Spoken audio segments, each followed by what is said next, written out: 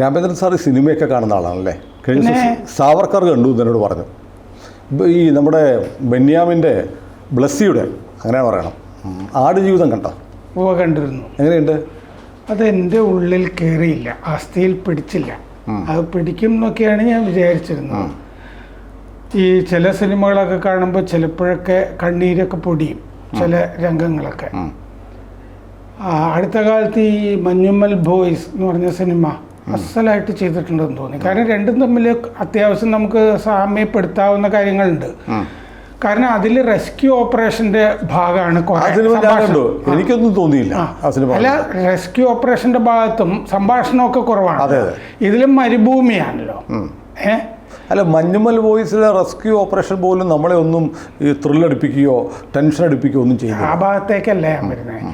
Music എന്ന് പറയുന്നത്, ഈ മ്യൂസിക് എന്ന് പറയുന്നത് എ ആർ റഹ്മാനാണല്ലോ ആടുജീവിതത്തിൽ. ഭയങ്കര ലൗഡാ ഈ മ്യൂസിക് എന്നല്ല പറയണ്ടേ, ബഹളം, ഒച്ച, സംഗീതം. റഹ്മാൻ്റെ പല മ്യൂസിക്കുകളും ആളുകൾ പ്രേക്ഷകർ എന്നെ തല്ലരുത്, എന്നാൽ പോലും എനിക്കിപ്പോൾ അദ്ദേഹത്തിൻ്റെ പല അദ്ദേഹം ഈണം കൊടുത്ത അല്ലെങ്കിൽ അദ്ദേഹത്തിൻ്റെ BGM ഒക്കെ കേൾക്കുമ്പോൾ എനിക്കും ഈ ബഹളമായിട്ടാണ് ഫീൽ ചെയ്തിട്ടുള്ളത്. ഈ മലയൻ കുഞ്ഞ് നമ്മൾ പഴയ ആളുകളായതുകൊണ്ടായിരിക്കും. അങ്ങനെയല്ല, അത് നമുക്ക് ഈ പുതിയ ആളുകളോട് വിരോധമില്ലല്ലോ. സുഷിൻ ശ്യാമിൻ്റെ മ്യൂസിക് പലപ്പോഴും ഈ നിശബ്ദത ഒരു മരുഭൂമി പോലൊരു സ്ഥലത്തൊക്കെ പ്രധാനമാണ്. നിശബ്ദതയേക്കാൾ വലിയൊരു സംഗീതമുണ്ടോ? അതെ, ഇതില് ആ നിശബ്ദത വേണ്ടിടത്തൊക്കെ ഭയങ്കര പാണ്ടി എന്നൊക്കെ പറഞ്ഞുള്ള ഭീകര ശബ്ദങ്ങളും ഒക്കെയാണ്. ഈ മരുഭൂമിയുടെ ശബ്ദമൊന്നുമില്ല, അതുണ്ട്, ചെറുതൊക്കെ ആയിട്ടൊക്കെ ഉള്ളൂ. ഭയങ്കര ലൗഡാ. അത് ആ മലയൻ കുഞ്ഞ് എന്ന് പറഞ്ഞൊരു സിനിമയ്ക്ക് റഹ്മാനാണ് മ്യൂസിക് ചെയ്തത്. അതിൻ്റെയും പ്രശ്നമായിട്ട് ഈ പശ്ചാത്തല സംഗീതം, അത് പണ്ടത്തെ ഇത് 10 കൊല്ലം മുമ്പോ മറ്റേ ചിത്രീകരണം തുടങ്ങി എന്നാണ് പറയുന്നത് ഈ സിനിമ. അന്നൊക്കെ ഈ റഹ്മാനൊക്കെ വലിയ ആളായിരുന്നിരിക്കാം. ഇപ്പോഴൊക്കെ ഈ മറ്റേ ആഫീസൊക്കെ പൂട്ടിയിരിക്കുകയാണെന്ന് തോന്നുന്നു. പുതിയ പിള്ളേർ ഇപ്പോൾ സിനിമ ഇപ്പോൾ തിയേറ്ററിൽ ഓടിക്കൊണ്ടിരിക്കുകയാണ്. സിനിമ ഇപ്പോൾ എന്തൊക്കെയാണെങ്കിലും ഈ പറഞ്ഞതുപോലെ സിനിമ ഗൾഫ് രാജ്യങ്ങളിൽ സിനിമയ്ക്ക് പ്രദർശനാനുമതി ഇല്ല. അപ്പോൾ ഇവിടെ ഗൾഫ് രാജ്യങ്ങളിലില്ല, അതിവിടെ നാട്ടിൽ ആർക്കും പ്രതിഷേധമൊന്നുമില്ല. സാധാരണ അങ്ങനെയൊക്കെ വരുമ്പോൾ ഇവിടെ വലിയ പ്രതിഷേധവും വിപ്ലവകാരികളും ഒക്കെ തടകുടഞ്ഞ് എണീക്കേണ്ടായിരുന്നു. അപ്പോൾ അതിൻ്റെ കാരണം നമുക്കറിയാമല്ലോ, അത് ഇവിടെ നമുക്ക്. പക്ഷേ ഇപ്പോൾ ഒരു വിവാദം, പുതിയ വിവാദമല്ല, മുമ്പേ ഉണ്ട്. ഈ ബെന്യാമിൻ എഴുതിയ ആടുജീവിതം ഒരു ഈച്ചക്കോപ്പിയാണ്. ഇപ്പോൾ ആളുകളൊക്കെ തമാശയ്ക്ക് പറയുന്നത് ഒരു ദീപയടി, കോപ്പിയടിയാണെന്ന് പറയുന്നു.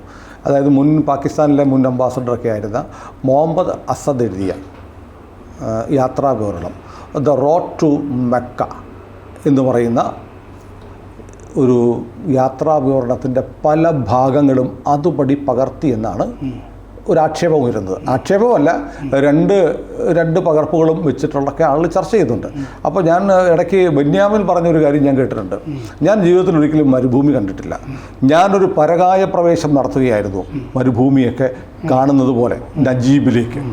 അപ്പോൾ ഈ ചില ആളുകൾ പറയുന്നത് പരകായ പ്രവേശമൊക്കെ നടത്തിയിട്ടുണ്ട്, അത് ഈ അസദിൻ്റെ പുസ്തകത്തിലേക്ക് ഒരു പരകായ പ്രവേശം നടത്തിയതാണ്, അത് പകർത്തി എഴുതിയതാണ് എന്ന് പറയുന്നു. എന്താണ് ഇതിൻ്റെ പിന്നിലെ വസ്തുത?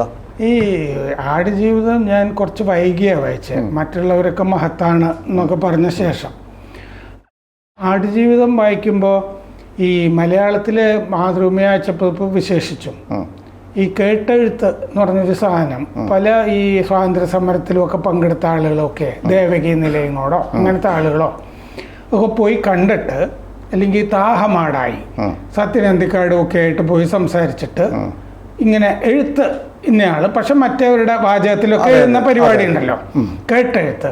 സത്യത്തിൽ ആ വിഭാഗത്തിൽപ്പെടുന്നൊരു പുസ്തകമായിട്ടാണ് ആടുജീവിതം എനിക്ക് തോന്നിയിരിക്കുന്നത്. നജീബ് പറയുന്നൊരു കഥ, ഇദ്ദേഹം അയാളുടെ അനുഭവ ജീവിതം പറയുന്നു. ഒരു ക്രെഡിറ്റ് സത്യത്തിൽ അദ്ദേഹത്തിനും കൊടുക്കേണ്ടതാണ്. നജീബ് എഴുത്ത് ബെന്യാമിൻ എന്ന് വെച്ചാൽ ശരിയാവും. ഈ കേട്ടെഴുത്താണ് എന്ന് നമ്മൾക്ക് പറയാവുന്ന വിധത്തിലുള്ളൊരു പുസ്തകം. പക്ഷേ അതിൽ ഈ നിക്കോസ് കസാൻസാക്കിസിനെ പോലെയൊക്കെ വലിയ എഴുത്തുകാരൊക്കെ ഉണ്ടല്ലോ, അങ്ങനത്തെ ആളുകൾ, അല്ലെങ്കിൽ 2 ജീവബന്ധുക്കൾ നടക്കാനിറങ്ങിയെന്ന് ഖസാക്കിൻ്റെ ഇതിഹാസത്തിലെ വിജയൻ 2 ജീവബന്ധുക്കൾ നടക്കാനിറങ്ങി എന്നുള്ളത് ശരിക്കും കസാൻസാക്കീസിലുള്ള ഒരു ഭാഗമാണ്. അതെ, ഇത് പറഞ്ഞപ്പോൾ പെട്ടെന്ന് ഓർത്താണ്, ഇന്നലെ ആയിരുന്നു OV വിജയൻ്റെ ചരമവാർഷികം. അതെ, അത് ഞാൻ കസാൻസാക്കീസിലെ ആ 2 ജീവബിന്ദു അങ്ങനെയുണ്ടല്ലേ? ഭാഗം കണ്ടിട്ടുണ്ട്. ലാസ്റ്റ് ടെംപ്റ്റേഷൻ ഓഫ് ക്രൈസ്റ്റിലാണ്. അതിലല്ല, വേറെ ഫ്രാട്രിസൈഡ്സിലോ മറ്റോ ആണെന്ന് തോന്നുന്നു. അപ്പോൾ ഇതിൽ അതിമനോഹരമായിട്ട് സബ്ലൈം എന്നൊക്കെ ഇംഗ്ലീഷിൽ പറയുന്ന ഉദാത്തമായ അവസ്ഥയിലേക്ക് പോകുന്ന 2-3 ഭാഗങ്ങൾ ആടുജീവിതം കണ്ടപ്പോൾ ഗംഭീരമായിരിക്കുന്നല്ലോ എന്ന് ഞാനും വിചാരിച്ചു. നമ്മുടെ സിനിമയിൽ അല്ല, നോവലില് ആ ഭാഗങ്ങളാണ് നിർഭാഗ്യവശാൽ പിന്നീട് ഈ റോഡ് ടു മെക്ക, അത് ക്ലാസിക്കാണ്, ആ പുസ്തകത്തിൽ കാണുന്നത്. ഞാൻ വായിച്ചിട്ടുണ്ട്. എനിക്കൊരു ബുക്ക് ഷോപ്പ് ഉണ്ടായിരുന്നു നേരത്തെ, ഹാംലെറ്റ് എന്നുള്ള പേരിൽ. അവിടെ ധാരാളം വിറ്റിട്ടുള്ളൊരു പുസ്തകമാണ്. ഇപ്പൊ നമുക്ക് അവൈലബിൾ ആണ്, മാർക്കറ്റിലുണ്ട്. റോഡ് ടു മെക്ക വായനക്കാർക്ക് നോക്കാം, അല്ല നമ്മുടെ പ്രേക്ഷകർക്ക് നോക്കാം. റോഡ് ടു മെക്ക, മക്കയല്ല മെക്ക.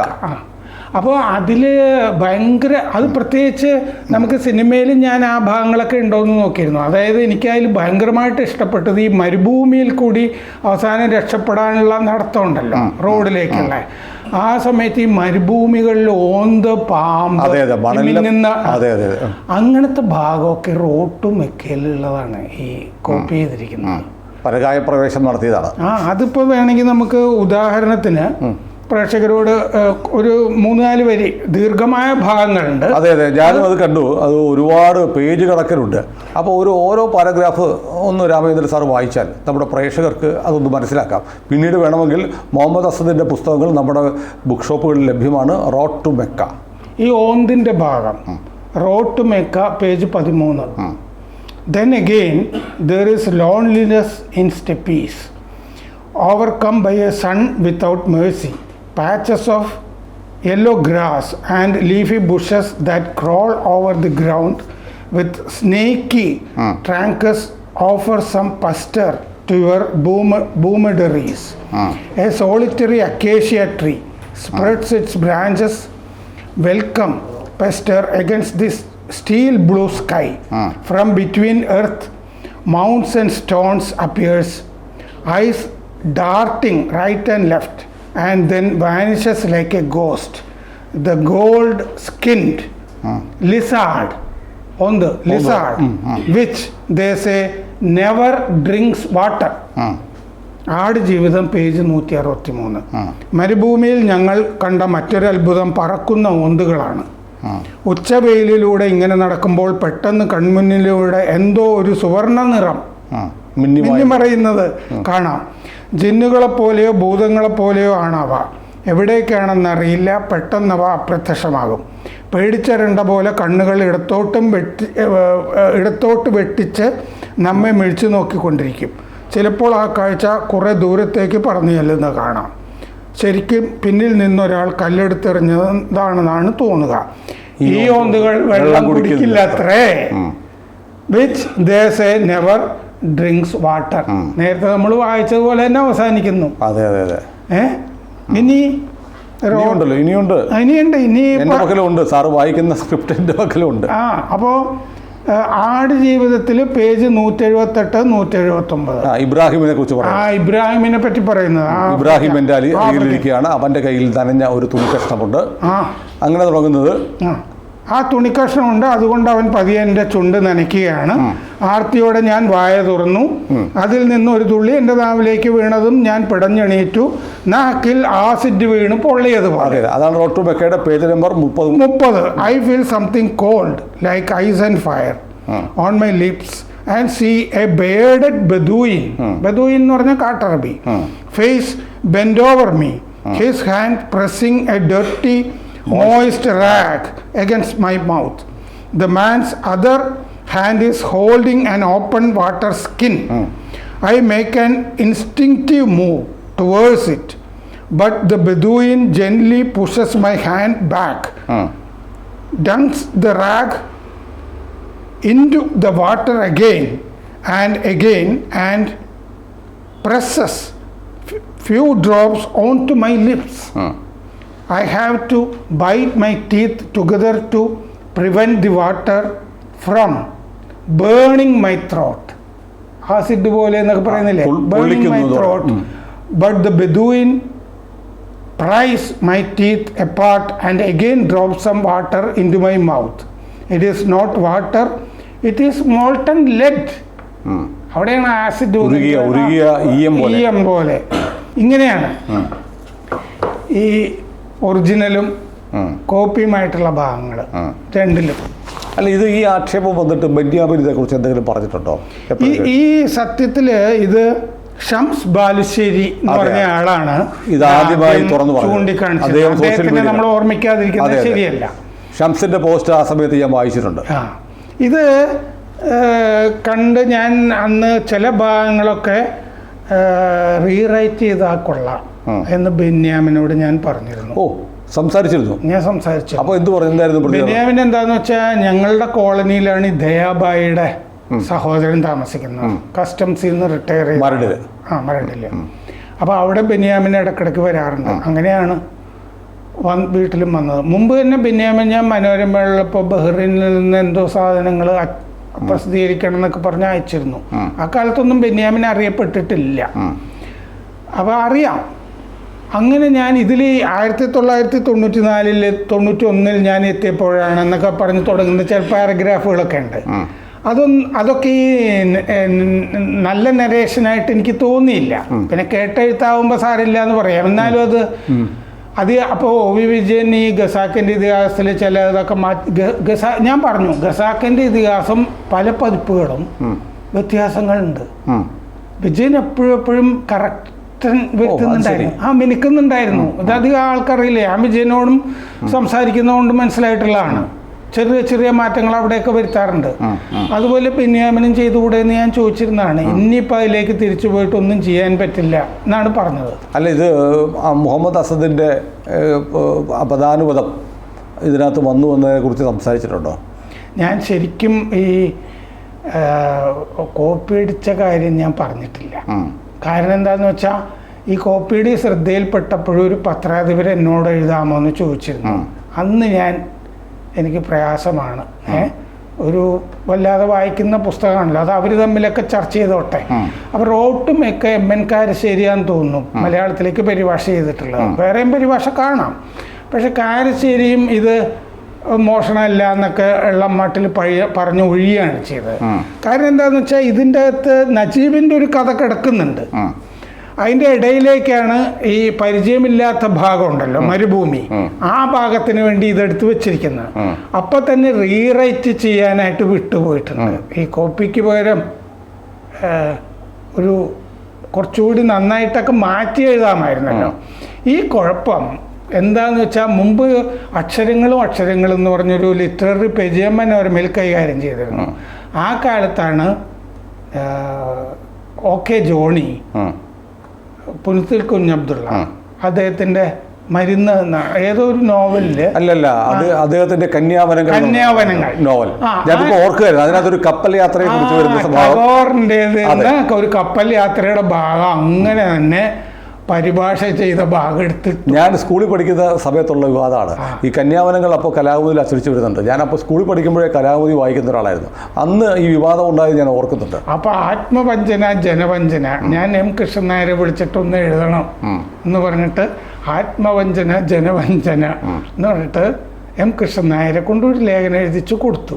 അതിൻ്റെ കൂടെ ടാഗോറിൻ്റെ താടിയൊക്കെ ആയിട്ട് കുഞ്ഞബ്ദുള്ള ഒരു ചിത്രം വരച്ചു കൊടുത്തിട്ടുണ്ടായിരുന്നു.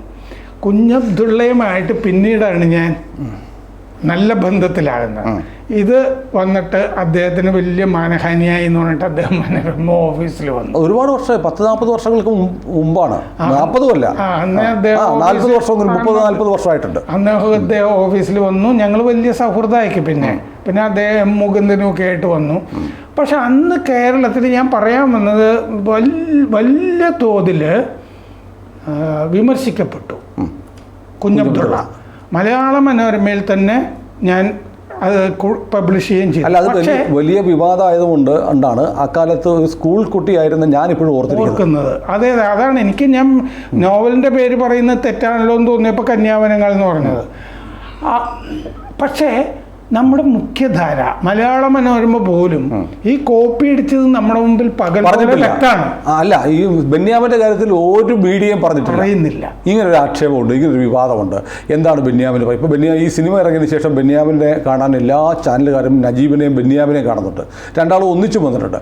ഒരാൾ പോലും ഇങ്ങനെ റോഡ് ടു മെക്ക എന്ന് പറയുന്ന ഈ നോവലിനെ കുറിച്ച്, ഈ യാത്രാവർണ്ണത്തിലെ ഭാഗങ്ങൾ ഈ നോവലിലുണ്ടല്ലോ, എന്താണ് അങ്ങയുടെ പ്രതികരണം എന്ന് ചോദിച്ച് കാണുന്നില്ല. പക്ഷേ ഈ ഷംസ് ബാലുശ്ശേരിയുടെ ഈ ലേഖനങ്ങൾ വന്നു കഴിഞ്ഞപ്പോൾ അദ്ദേഹം ഫേസ്ബുക്കിലാണ് കൂടുതൽ, ഫേസ്ബുക്കിൽ ഓൺലൈനാണ് അദ്ദേഹം എഴുതിയത്, ഞാൻ വായിച്ചിരുന്നത്.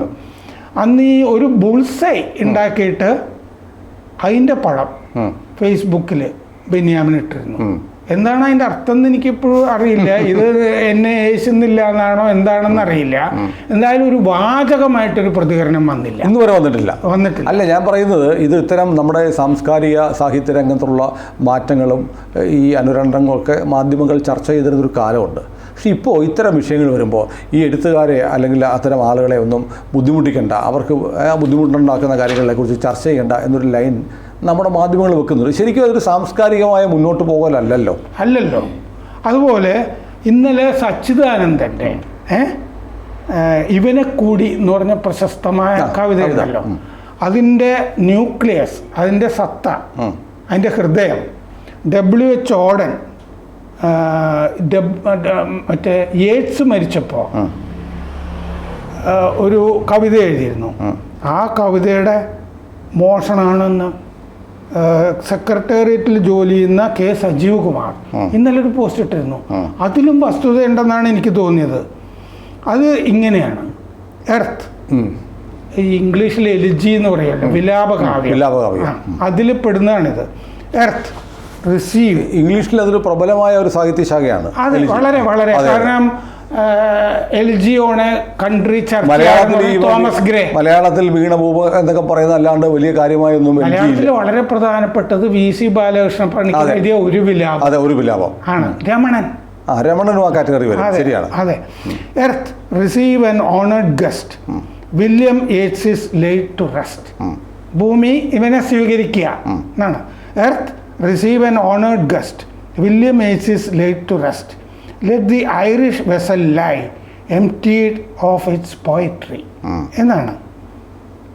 ഇത് നോക്കുക, സച്ചിദാനന്ദൻ്റെ ഇവനെ കൂടി സ്വീകരിക്കുക, ഹേമന്തത്താൽ മെലിഞ്ഞ കുളിനീരിൻ കൈകളാൽ നിളാനദി. പക്ഷെ ഇവനെ കൂടി സ്വീകരിക്കുക എന്ന് പറഞ്ഞാണ്. ഇനി let the Irish vessel lie emptied of its poetry എന്നുള്ളത്. മാതുല പുറത്താലും തീർന്നു മാമ്പഴക്കാലം. അവിടെ കവിതയ്ക്ക് പകരം മറ്റേ അദ്ദേഹമായിട്ട് വയലോപ്പിള്ളിയായിട്ട് ചേർന്ന് പോകുന്ന മാമ്പഴം അവിടെ. പക്ഷേ വേറെ കാര്യമുണ്ട് സാർ ഇതിനകത്ത്. ഈ പറയുമ്പോൾ ഒന്ന് ഈ ആശയങ്ങൾ ഇപ്പം സാറ് ചിന്തിക്കുന്ന പോലെ ഞാൻ ചിന്തിച്ചു കൂടാഴിയൊന്നുമില്ല. അമേരിക്കയിലിരിക്കുന്ന ഒരാൾ അല്ലെങ്കിൽ വേറെ ആൾ ചിന്തിക്കുന്ന പോലെ എനിക്കും ചിന്തിക്കാം. അപ്പോൾ അത് നമ്മുടെ കാവ്യത്തിലൊക്കെ വരുന്നതിനകത്ത് വലിയ കുഴപ്പമൊന്നുണ്ടെന്ന് എനിക്ക് തോന്നുന്നില്ല. സ്വാഭാവികമായി അറിയാതെ സംഭവിക്കുന്നതായിരിക്കാം. അറിഞ്ഞുകൊണ്ട് ചെയ്യുമ്പോഴാണ് ഈ കുഴപ്പം വരുന്നത്. ഇപ്പോൾ മറ്റൊന്നും കൂടിയുണ്ട്. ഇപ്പം ഞാനിപ്പം ഈ നമ്മൾ റോഡ് ടു മെക്കയെ കുറിച്ച് പറഞ്ഞു, ബെന്യാമിൻ്റെ ആടുജീവിതത്തെക്കുറിച്ചും പറഞ്ഞു. അദ്ദേഹത്തിന് മരുഭൂമി എക്സ്പീരിയൻസ് ചെയ്തിട്ടില്ല. അപ്പോൾ വായിച്ചൊരു പുസ്തകത്തിൽ നിന്ന് കുറച്ച് എക്സ്ട്രാക്റ്റ് എടുക്കുകയോ അതിനെ മൊഴി മാറ്റുകയോ ചെയ്ത് ആഡ് ചെയ്യുന്നതിൽ എന്താണ് കുഴപ്പം? കുഴപ്പമില്ല, അതാണ് എൻ്റെയും പക്ഷം. അതെ, പക്ഷേ ഒരു അടിക്കുറിപ്പ് ചേർക്കണം, ഒരു കടപ്പാടല്ലേ. ഫുഡ് നോട്ട്, ഇത് ഞാൻ ഇന്ന സ്ഥലത്ത് നിന്ന് എടുത്തതാണ്, ഇത് അല്ല ഈ ആശയം ഇന്നടത്ത് കിട്ടിയതാണ്, ഞാൻ റോഡ് ടു മെക്കയിൽ നിന്ന് ഇതെടുത്തതാണ്. ഇനിയുള്ള പതിപ്പിൽ ചേർത്താലും വലിയ കുഴപ്പം ഇല്ല, ബെന്യാമിൻ ചേർക്കാവുന്നതാണ്. കാരണം പുഴുത്തിൽ കഞ്ഞുള്ള അടുത്ത പതിപ്പില് കന്യാവനകളുടെ പതിപ്പില് ചേർത്തു ടാഗോറിന്റെ അത് പുന്നത്തിൻ്റെ വലിപ്പം. അപ്പൊ പിന്നെ ഞാൻ എന്താണ് വലിപ്പമില്ല എന്ന് പറഞ്ഞു കഴിഞ്ഞാൽ പിന്നെ ഞാൻ എന്ത് ചെയ്യാനാണ്? അങ്ങനെ ചേർക്കാമെന്ന് നമ്മൾ പറഞ്ഞു, ആ ഇളവ് കൊടുത്തു നമ്മൾ, ഇല്ലേ? ഇളവ് കൊടുത്ത ശേഷം നമ്മൾ പറയുന്നു അടുത്ത പതിപ്പിൽ. പക്ഷെ അതിനു മുമ്പ് അഡ്മിറ്റ് ചെയ്യണം. അല്ല, അത് ഞാൻ വീണ്ടും പറയുന്നു, അത് പുന്നത്തിൻ്റെ വലിപ്പം. പുന്നത്തിനേക്കാളും വലിയ എഴുത്തുകാരനാണ് എന്ന് ഞാൻ ധരിച്ചു പോയാൽ പിന്നെ എനിക്കതിൻ്റെ ആവശ്യമില്ല. ഇനി ഒരു കാര്യം കൂടി ഇതിനോടുകൂടി സച്ചിദാനന്ദനെ പറ്റി പറഞ്ഞുകൊണ്ട് പറയാതിരിക്കാൻ വയ്യ. ഒന്ന് സച്ചിദാനന്ദൻ ഇംഗ്ലീഷ് അധ്യാപകനാണ്.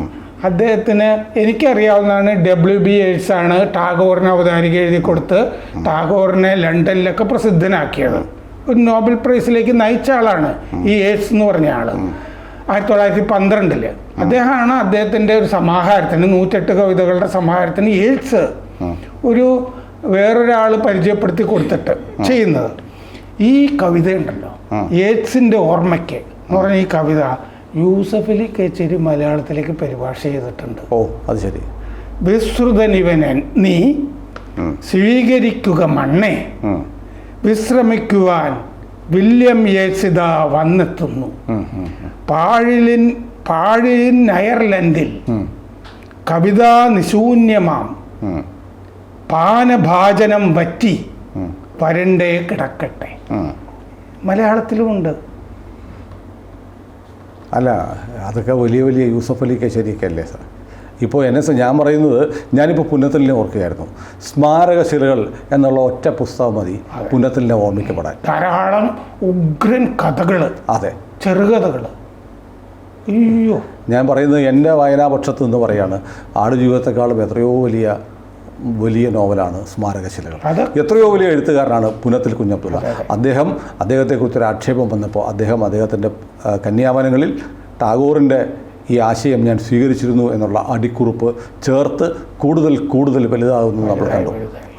അത് നമ്മുടെ സാംസ്കാരിക രംഗത്തെയും സാഹിത്യത്തിൻ്റെയും ഒരു അഭിമാനകരമായ ഒരു കാലമായിരുന്നു. മര്യാദയുണ്ടെങ്കിൽ ബെന്യാമിൻ തിരുത്തട്ടെ. അതെ. കൂടുതൽ വാർത്തകളും വിശേഷങ്ങളും നിങ്ങളിലേക്ക് എത്താൻ ABC മലയാളം സബ്സ്ക്രൈബ് ചെയ്യുക, ബെൽ ബട്ടണും അമർത്തുക.